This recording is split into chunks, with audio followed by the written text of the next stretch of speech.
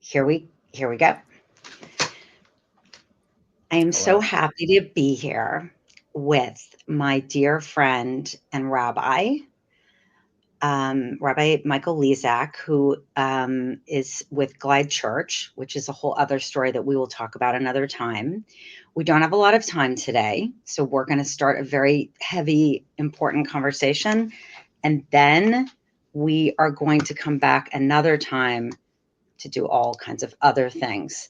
So, Michael, before we get started, I wanted to just read a paragraph from my book, Yeah, and I want to hear what you have to say since please, I already know what you have to say, but I want you to share with other people. please. When concealed, illness or special needs, be they medical or mental health related, casts every loved one affected by it behind an invisible veil of isolation. The pain and dramas and concerns are constant but invisible. When people don't see our sickness or our special needs, it is easy to construct a double reality: the one people see, the one you are living. But that double life exacts a profound toll on everyone involved, perhaps most of all on the person who is already struggling. So I'm going to stop there, Yeah, and I am going to say just really quickly, and then I just want you to speak to this because you need no help. But I want to say that Rabbi Michael was one of, I probably wouldn't have written this book without you. And the really short story of it is it was our son Sam's bar mitzvah. You were a rabbi at Congregation Rodef Sholom at that time. We got together for ice cream or who knows what, or maybe we were talking about the bar mitzvah, and you said to me, "So, how are you going to bring your brother Danny into the room?" And I remember being so like, what do you mean? I'm not going to bring why would I do that? Like, this is Sam's bar mitzvah, my son. Like, why does he have to have that burden of this story of his uncle?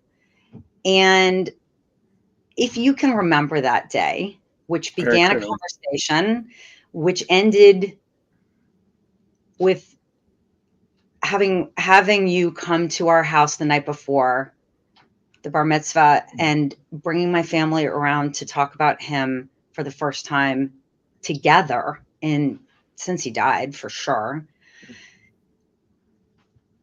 Can you answer the question that I asked you then? Because I think that relates to what I just read. Like, why would you bring the death of a loved one or a loved one who has been lost into your present life? And to me, I referred in that to secrets about mental illness or chronic illness and what you see as everything. But as it related to me at that time, I didn't have a mental illness, I didn't have a chronic illness, but I had this other thing. I had a secret. It wasn't even a secret. It's just something that I didn't talk about with anyone but very few people. So I want to hear from you, what, if you can remember at that time, or just what you have to say about what happens and what you've witnessed as a rabbi all these many years. Yeah. I remember that night incredibly clearly. I remember when you and I first met, when you were saying Kaddish for your brother, and I asked you about him then, before I even maybe started at Rodef Sholom. Mm, And, an essay I read early in my adulthood was in this book by Audre Lorde, who's one of my favorite poets. Her book is called The Cancer Journals. It's a journal she kept while she had breast cancer and ultimately died of breast cancer. It's a 4-page essay that every human being should read called The Transformation of Silence into Language and Action. And if I were to summarize my rabbinate in, what is that, 5 or 6 words? What silences, as she, to roughly quote Audra, she says, what silences are we living with? My silences are not protecting me, and your silences will not protect you. mm, And I think about the price we pay for holding back and for not revealing the full splendor of who we are, from bottom of valleys to tops of mountains. And that's the entirety of who we are as human beings. And I think that is the splendor of humanity, and we get to feel it all. And I think American society, maybe everything wants us just to like live from here to here. Exactly. But you can't really see but like there's a lot of stuff down here. And that's Right. ultimately where there's incredibly fertile spiritual ground, where we have been hurt, where there's shame, where there's pain. And I find over and over again, when we find the courage or love on one another into unearthing that Right. pain, that's where remarkable truths can come through. And if I can just hit on coming at it from bar and bat mitzvah stories, Yeah. Tell me. Wait, can I I, just, I know you're going to remember. I have to yeah, let Luca out because this is real life where he's whimpering, please which go, probably means he's going to puke on the go. rugs. Go ahead. Yes. So Bar and why button. are the bar and bat mitzvahs of students with special needs reliably transformational? And does the whole community understand in that room when someone has a visible disability? The most powerful bat mitzvah I ever did was for a young girl who has since died, who had Rhett's disease. Right? She was severely disabled, went to the bridge school, weighed 50 pounds. The Torah at the kitchen, the Torah covers named after her. Gabriella Cellini, one of my queens, and prayed with her regularly. But she could only communicate by clicking a mouse with her mouth. That whole room knew how challenging it was. That whole room was alive. That whole room invested in the challenges that she faced. Your brother faced challenges that he didn't choose, right? Why is there shame around Danny, but not shame around, right, Gabriella? So I believe in the sacred power of just unearthing the secrets, because I think looking into the valleys that we try to cover up and pretend that don't exist is not a life fully lived. We've missed out on mining meaning and connecting with So, people in the most real and deep ways. so Michael, can you tell us, anybody who hears this is going to relate to it because I think on some level, we just don't tell the truth on Yeah, lots of levels, or we yeah, choose who we tell the truth. Who can we trust with it? What would you say is the first step for people who are carrying something that they've never shared before? For me, I started this journey because I was lucky enough to have you in my life, yeah, but a lot of people don't have that.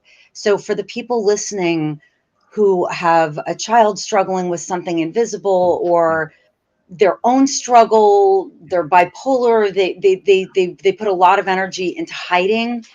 yeah, How do you go from hiding to not hiding in a yeah, society that doesn't have a lot of space for the yeah. under? I would think about who's walking with you and who you want to walk with you, and be that therapist, be that clergy, be that siblings, be that community. Who in your life it can what covenants do you have in your life? What relationships can withstand the weight of hard conversations like this? Some relationships can't handle it. My wife has this phrase of pruning the friend tree. Any of your relationships that can't handle that kind of weight, life is Yeah. short. We're going to die. Only Yep. build out relationships that are covenantal. Grab those, build those. And how we're going to build something that outlasts us. So I think that takes a community.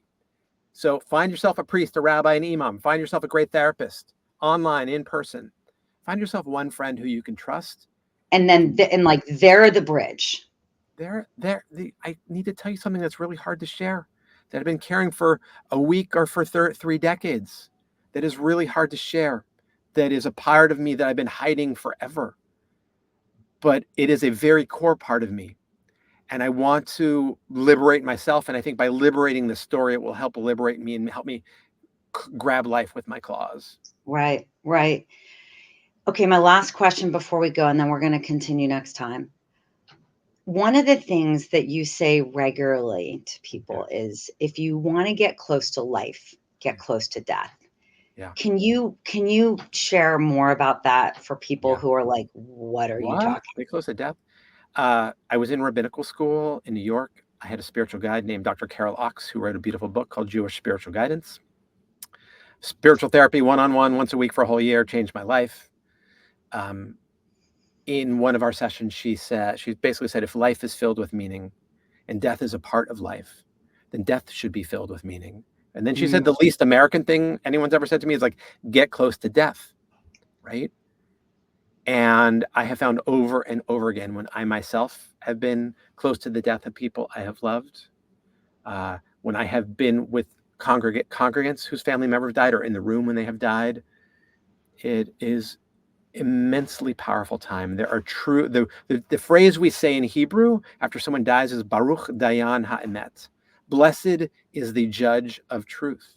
There's nothing more truthful than that moment, nothing more truthful than the fact that you and I will die. In Israel, we say to people on someone's birthday, may you live to 120, but you and I know we're not all going to live that long.